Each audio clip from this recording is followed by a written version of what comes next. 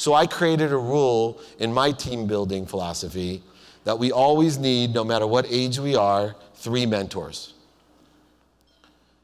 Always surround yourself with the right people and the right ideas. In my life, I always have 3 mentors, people that are in a position that I want to be in, or possess a character trait or skill set that I want for myself. So when I went to go write my first book, I went to, anyone read Think and Grow Rich? Right? Every time I read Think and Grow Rich, by the way, I make $1 million. I swear, this book is amazing. I wanted to write a book based off of the principles I live in, like Think and Grow Rich, an evergreen book. So I went to the Napoleon Hill Foundation. I didn't know anyone. I went to the Napoleon Hill Foundation. There's this guy, Greg Reed, that runs all his 57 books that he's published and all in the same genre. And I said, Mr. Reed, can I ask you a favor? I want to write a best-selling book like Think and Grow Rich. Can you help me? He said, sure.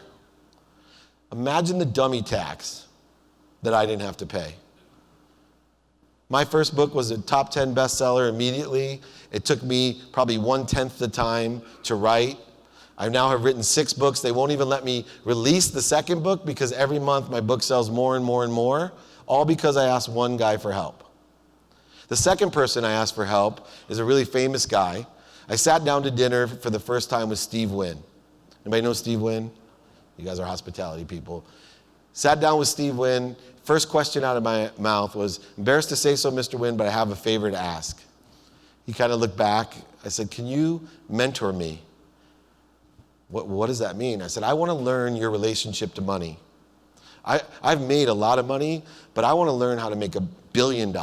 And I know that it's an energy, it's a philosophy, it's not a skill set that I can't learn, and I'd like you to help me. Can you make yourself available, and I'll be efficient, by phone, email, or text if I have a quick question about my relationship or your relationship with money, what you would do? I figured, what did I have to lose? His response was, sure, here's my cell phone. For the last 4 years of my life, I have had a free consultant, which most people would pay thousands, if not millions of dollars to have, all because I asked for help, utilized the Ben Franklin effect. And of course, I always follow up with, is there anything I can do for you? And I have done things for him. And I became an investment of his. And he's been a great mentor to me. The final mentor that I have is my business partner. Warren Moon, Hall of Fame quarterback. Warren possesses something that I really want. It's called the majesty of calmness. Warren is so, I nicknamed him QB1 Kenobi because he's so cool. And I'm not. I'm hyperactive, reactive. I get out of balance. I create resistance for myself, shortages and voids in my life. And Warren just has this calm, even-keeled wisdom that I want to learn to have. And I think it stems from the fact, since he's been 18 years old, he's run out of tunnels in front of hundreds of thousands of people and millions of people on TV with all the game responsibility on his shoulders, that he's learned to have a majesty of calmness, to see the defense, to find the receiver, to make the perfect pass, as only Warren and a few other people on earth can do, despite all the challenges he had playing. I told John Randall about my idea because Warren's been my friend and business partner for a long time, and it's different asking people that are close to you for help because it's really damaging to our egos. When we don't know someone, what did I have to lose if Steve Wynn said no to me? I could tell people I was an idiot and ask Steve Wynn to be my mentor, and he said no. But this is a guy I see every day. He's one of my closest friends, and I'm telling him, revealing him, making myself vulnerable to the thing I admire most about him that I don't have. And I'm running, as his business partner, our business. Well, I talked to John Randall, who's a defensive end in the Hall of Fame, played for the Minnesota Vikings. I said, hey, I'm thinking about asking Warren about this whole majesty of calmness thing. You know, what do you think, John? He goes, oh, you got the right guy.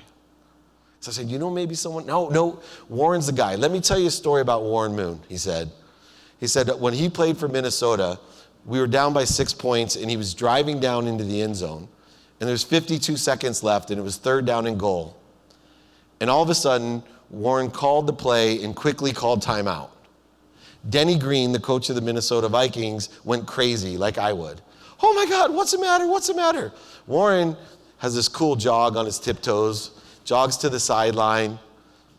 Denny's like, Warren, what's the matter? What can I do? Wrong play? What can you hear? What? Oh no, can you give me some chapstick? Chapstick, get Warren chapstick, get Warren chapstick. The trainer's like, get the chapstick. That'd be me on the sidelines. Ah.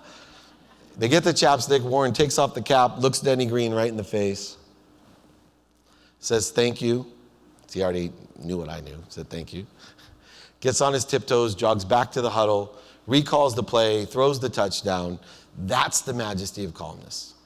That's who I want to be. I want to have all of this chaos around me and have the clarity, the balance, and the focus in my life to understand what's important, right? To execute on what I'm supposed to be doing, regardless of these independent and dependent variables that sometime overcome us.